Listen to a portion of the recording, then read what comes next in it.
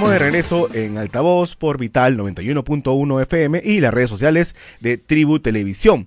Vamos a conversar acerca del miedo en la noticia. Usted seguramente ha escuchado recientemente que en todos los medios no presentan los asesinatos de los cuales el país es víctima, los homicidios, pero está bien que se informe esto, ¿no? Pero no puede ser todo el menú trágico, porque las noticias malas enferman. Y al respecto, este libro, Miedo a la Noticia, que aquí lo presento, es escrito por Armando Ábalos, un conocido periodista para muchos, reportero que se ha hecho de a pie, de calle, quien nos presenta por esta obra y sobre el miedo a la noticia. ¿Enferma, Armando? Buenos días. Buenos días, bienvenido. ¿Enferma a escuchar noticias negativas? Así es, y hay una comprobación científica de toda esta avalancha.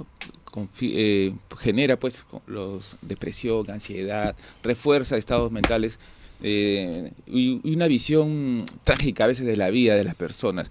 Y te cuento una pequeña anécdota, ¿no? Y expone, sí, porque mira, la gente, si bien, como decías Aarón, ahorita lamentablemente vivimos una situación de crisis, claro, de seguridad terrible, pero en la investigación que hicimos encontramos que la mayoría de los noticieros, entre el 80% de las noticias que se emitían, 80% eran trágicas. Pero había un noticiero que, excluyendo la parte deportiva y espectáculos, el 100% del menú noticioso, el 100% eran noticias de asesinatos, secuestros, violaciones, y no puede ser. La lógica no te permite establecer que toda la realidad de una sociedad sea pues las noticias. Te genera un impacto totalmente negativo y te predispone, como decíamos, a empezar el día con una mala noticia, sí, ya predispuesto al fatalismo, con el miedo, además, cuando uno debería también, pese a todas las adversidades, pues levantarse feliz, ¿no? Con la predisposición de salir a triunfar, a lucharlo. Ve los casos de éxito que tantos hay, ¿no? Que tanto ocurren. Así es, y yo le digo también justo, es el tema del propósito del periodismo de que nos enseñan pues es informar, decir la verdad, pero también orientar a la gente, dar un sentido positivo, porque nuestro objetivo no es asustar a la gente, pero sí es importante también informar sobre las cosas trágicas, porque sí, claro, el miedo es necesario, nos predispone a protegernos, a saber cómo actuar, pero el exceso no, todo en exceso es malo. Pero todos los días. Porque, todos los días señalaba, claro, esta avalancha te genera ansiedad, incluso miedo a salir de la calle, de tu casa, ¿no? Y te cuento una anécdota dentro de la investigación, como yo tenía que monitorear todos los noticieros durante una semana, le dije a mi esposa, ayúdame, en ciertos noticieros tú miras y otros, y ella estaba mirando. Mi esposa después de una semana no quería salir de la casa, me dice, Armando, ten cuidado con salir, y ella era tranquila. Entonces yo le dije, mira, te das cuenta solamente en una semana de exposición diaria, y se quedó pensando, ¿no? Yo le digo, imagínate una persona que ve todos los días durante el día. Y además yo le decía, y hay algo que también se lo digo a los productores, los generales de televisión, es que también hay varias investigaciones recientes que han demostrado que una de las causas por las que la gente va a las redes sociales o se va a los canales de cable y señales, de otras señales, es porque el excesivo abuso de las violencias, y segundo, por la publicidad invasiva. Esos dos factores han lo que ha influido, entre otros, a que la gente vaya a las redes, y porque ahí puedes escoger lo que tú quieres ver. Puedes ver un asesinato, y no, mejor relajo, me veo otra cosa. Pero si solamente le machacas, como decía mi abuelita, en un solo tema, la gente va a cambiar. Y es lo que se está buscando en redes sociales o en programas de entretenimiento, que la gente se desconecte de esa realidad, de sus problemas, y no solamente de lo que le ocurre personalmente a cada uno, sino de lo que se ve en las noticias, en las notificaciones, en los grupos de difusión de WhatsApp de diferentes medios de comunicación. Pero ¿cuál sería tu recomendación en todo caso respecto a este impacto que genera el miedo a las noticias? Yo iba por 2 puntos. Creo que un cambio radical es complicado, pero poco a poco sí se puede ir haciendo. Y 2 factores que creo que protagonistas que tienen mucha importancia ahí son, primero, nosotros los comunicadores como tales, hacernos una autorreflexión. A veces a mí siempre, yo he estado en la televisión en Latina, más de 20 años, Panamericana, en Willax, claro, y entonces siempre me ha molestado cuando a veces gente dice, la televisión es así. No, hay mucha gente que hace buena televisión, hay mucha gente, y los periodistas en su gran mayoría son personas buenas, que tratan de informar y llevar a la sociedad, pero también a veces hay otro sector que no lo están. Y el periodista que yo le digo a esto a los reporteros que salen en la calle, que está cubriendo una tragedia, que diga, bueno, está bien, tengo que cubrir esto, pero también cómo puedo informar y a la vez orientar. De manera asertiva, ¿no? Sí, y cómo puedo cambiar esta historia, si bien es trágica, de decir un mensaje para que eso no vuelva a ocurrir, o una historia positiva paralela que me diga, sabes que hubo esta delincuencia, pero también encontré esto en el campo. Y eso ya es nuestra responsabilidad como periodistas de nosotros. Entonces, y le cuento así algunas anécdotas que a veces yo le digo que me ha pasado en las coberturas diarias, ¿no? Donde a veces encontraba yo una tragedia. Por ejemplo, una vez me mandaron a trabajaba en reporte semanal y tenía que hacer un reportaje live que era de una chica del verano. Y cuando llegué dije, está bien, pero no solamente es la diversión. Dije, vamos a hacer, y me acuerdo que le dije a la chica, vamos a hacer el reportaje y a la vez tú vas a contar una parte bonita de por qué eres chica del verano. Y nos fuimos al hospital La Caleta de Chimbote y ella llevó ayuda social. Bacán. Esa parte era la parte que te equilibraba el reportaje. Con propósito, ¿no? Un propósito de vida, ¿no? Pero ¿qué pasó? Ahí encontramos en el hospital casos terribles y había un niño que solo le daban 3 meses de vida. Wow. Tenía un problema en el corazón, su mamá vivía en un cuartito de estera con un colchón y una mesa y no tenía más. Y el burocratismo de peruano, de la clásica del sistema social, que por la transferencia era un problema engorroso, que no había camas en Lima supuestamente. Entonces la chica, hicimos el reportaje, fue tan conmovedor y a la vez alegre por el tema, que mi jefe dijo, no, hay que hacer la historia de este niño. Volví a Chimbote, hicimos la historia del niño y gracias a ese reportaje lo trasladaron a Lima. Se operó el niño y pasó un año.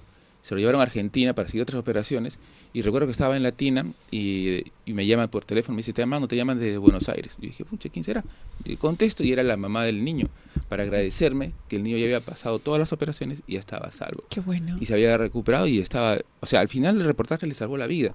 Esas cosas son muy valiosas para un periodista y creo que ahí marcaba la diferencia cuando tenemos la voluntad de hacer, ¿no? O sea, está bien, nuestro jefe nos puede dar la realidad puede dar una cosa, pero nosotros siempre tenemos transformar. Una Armando, cosa. ¿Tú crees que hay un facilismo por parte de los, ya sea editores, periodistas, ¿no? Directores, para utilizar policiales y no ver las noticias bien contadas que pueden generar impacto? Así es, ese me ha tocado exactamente el dedo en la llaga. Para mí es el facilismo de decir, y yo siempre digo, no puedes buscar resultados diferentes haciendo siempre lo mismo. Y en la televisión ha pasado eso. Antiguamente, en mi época, cuando yo era reportero, las noticias que más tenían rating, por ejemplo en Latina, en 90 segundos, no bajaban de 20 puntos. Entonces, cuando yo tenía Una locura era, ¿no? Sí, y mi jefe era Guillermo Sonda, bajábamos de 20 puntos y nos teníamos acá en el cuello. ¿Qué pasa? Nos gritaba, pero nos emocionaba. Nosotros, no, tenemos que mejorar. Y no bajamos de 20. Hoy día, todos los canales juntos, juntando el rating de todos los canales, no llegan a 20 puntos. Entonces, ¿qué ha pasado? La torta se ha achicado porque la gente ha migrado hacia el lado. A las redes sociales. A las redes sociales y a los canales. Entonces, por las noticias demasiado tendenciosas o amarillistas. Y lineales, o sea, aburridas o muy acartonadas, y también poco creativas. Entonces, en las redes encuentras grandes amarillas y te distraes.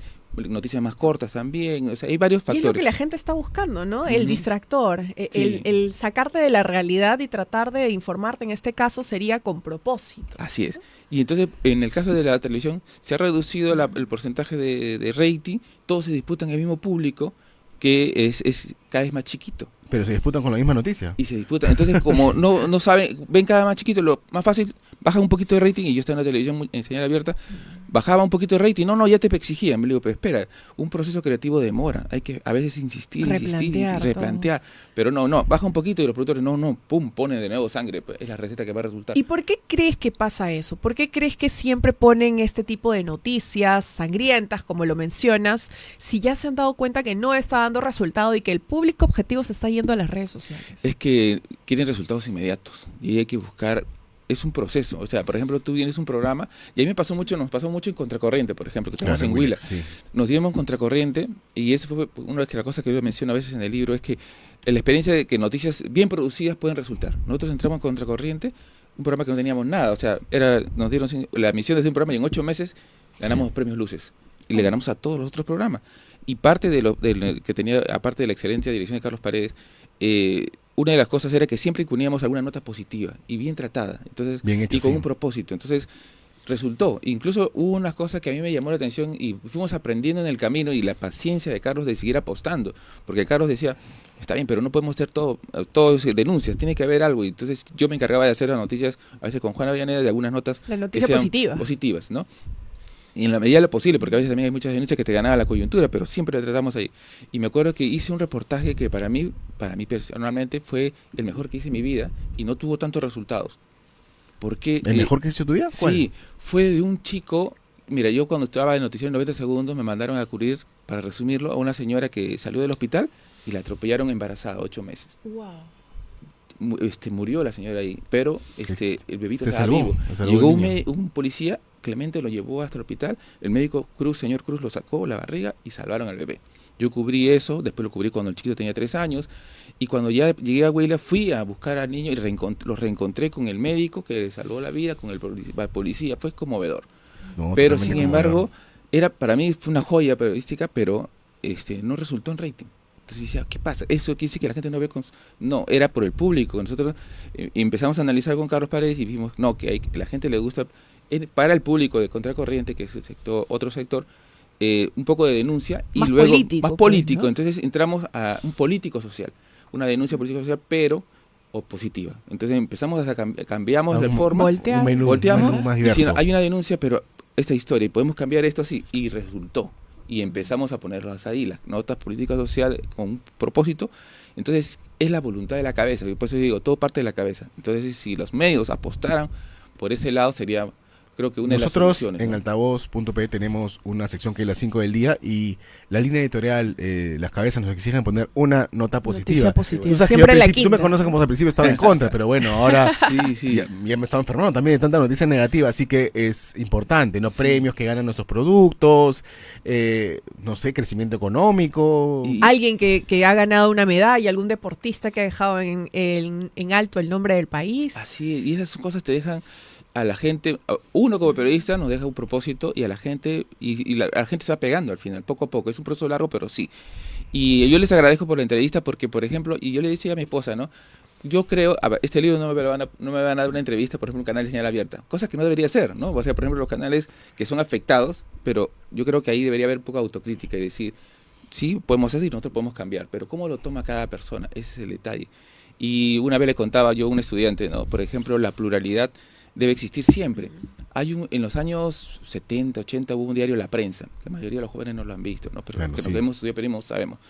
Había tal pluralidad que un día hubo una protesta de los trabajadores de la diario La Prensa contra el mismo diario. Y el director del diario mandó cubrir esa noticia. Extraordinario. Y Imagínate. pusieron la noticia que los trabajadores protestaron contra el diario y pusieron obviamente la versión de la empresa que era en contra, pero balanceado. Ese es el objetivo. El miedo en la noticia es tu libro número 15, Sí. como mencionas, como el recuento de tus 35 años de experiencia. Y además has identificado, me imagino, al momento de escribir este libro, el tema de la salud mental Sí. a nivel país. Sí, ahí el tema, por ejemplo, ha habido varias investigaciones que hablan sobre bombardeo, cómo afecta, ¿no? En varias investigaciones. Este es un libro no solamente periodístico, sino se ha hablado, he recogido fuentes de la neurociencia, de la biología, donde hablan cómo todo el proceso y cómo afecta La programación neurolingüística, ¿no? Así ¿Cómo te va es. programando? Ahora, tipo de hay un noticias? sector cierto que afecta más que otro, ¿no? Por ejemplo, los estados mentales son, por ejemplo, hay una persona positiva. Entonces, siempre va a tender a ser positivo, a pesar de que haya la avalancha. No, vamos adelante. Pero hay Claro. gente que no. Que es depresiva, Sí, digamos. Se bajonea rápido. Se bajonea ¿no? rápido. Y tú sabes que ha habido una investigación muy interesante en Estados Unidos, en la Universidad de Oxford, donde encontraron que solo el 30% de las personas en el mundo tienen un gen que los predispone a ser resiliente. O sea, si viene una crisis, puede resistir y afrontar. Solo el 30%. Estamos hablando del 70% de las personas no lo tiene. La resiliencia, que es la capacidad de levantarse de una crisis fuerte, lo puede tener cualquiera con la experiencia, con el aprendizaje. Pero biológicamente solo el 30%. Quiere decir que el 70%, si tú lo machacas todos los días que el mundo es No, gris, lo bajas, lo tiras lo al vas a piso, bajar. ¿no? Estamos hablando de- ¿Cómo encontramos el libro Mío no Noticias, Armando? Bueno, ¿O dónde lo estamos- encontramos? ¿Dónde? Sí, en las redes sociales estoy publicando y lo mandamos también por Hola Courier a diversas regiones y lo ofrezco en mis conferencias donde dicto también personalmente. ¿Tienes alguna próxima?